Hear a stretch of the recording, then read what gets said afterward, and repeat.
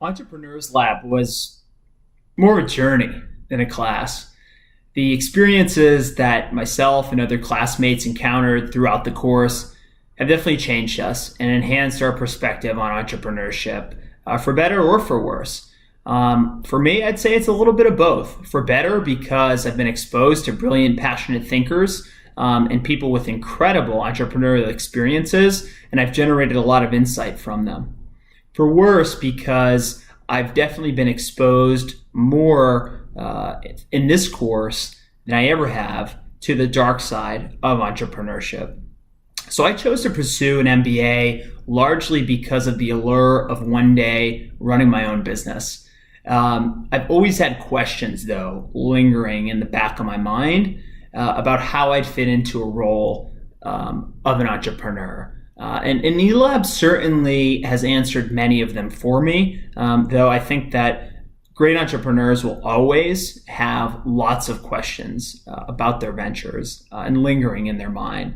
But I think that I've concluded, and this course definitely helped me get there, that the next step on my journey is that of a growth executive. So I'd say the work and the entrepreneur that influenced me the most in this course was Cheryl Laughlin. I loved her. I really can't put a finger on how she did it, but she conveyed such a high level of warmth and authenticity in both her written words in Killing It, as well as her spoken words as she addressed our class. I really identified with her. It's really important for me to love what I do and bring love to work every single day. That's why I started my career in education. I saw that as a field and the role of a teacher as one where you'd really be able to bring love to your work every day. And I didn't know if that would be something that would be applicable in business. And I think that Cheryl really confirmed the importance of that, particularly when you're in a leadership role in a startup. I think the other thing that I really took away from Cheryl is that it's really important for me to be balanced. And balance has always been something that has been a part of my life. Even though I've always been a high achiever, I've always prioritized pursuing various facets of my life. And I know that when I get to the point where I'm a growth executive or a CEO or a founder, that it's going to be really important for me to continue to prioritize things like health and wellness, my relationships. All of those things are going to be really important for the success of the business. And it was really great to hear her confirm that those things were really important to her too. So how do I do it? How do I find a business worth forgoing the corporate comfort that I'll be provided with after completing my MBA at Kenan Flagler? Is there really a way for me to evaluate the potential for success in a venture?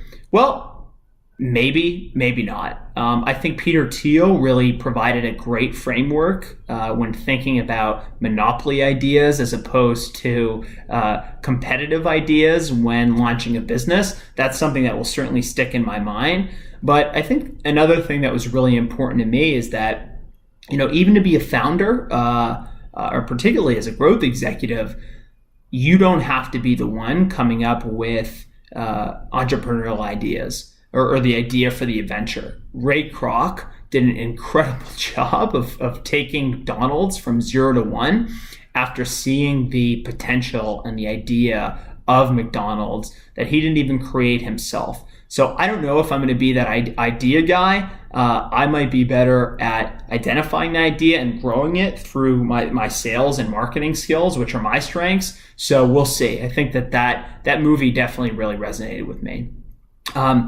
And then a final thing I really want to touch on here is structure, simplicity, structure, simplicity, structure. When I get to that point where I'm positioning an organization for growth, I'm definitely going to give Mastering the Rockefeller Habits another read. I really didn't expect to open a business book and see a successful expert in the business field advocating for many of the things that I actually did as a fourth grade teacher.